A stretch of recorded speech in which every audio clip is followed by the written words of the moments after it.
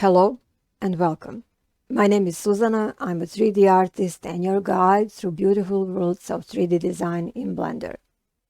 In this class, we're learning together how to create one technology-related holographic seamless looping animation. For this class, you don't need previous knowledge in Blender. This is beginner level class. Just download Blender, install, and you're ready to begin. We start right from splash screen and I will explain every step.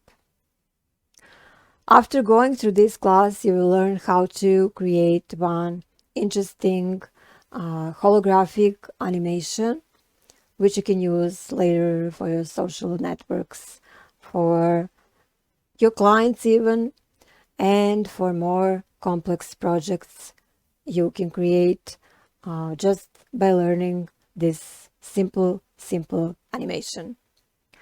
You will learn how to use geometry nodes, how to create interesting emission materials. You will learn how to quickly change position of camera, how to animate camera, light, how to animate objects, as well as how to use modifiers and animate those as well.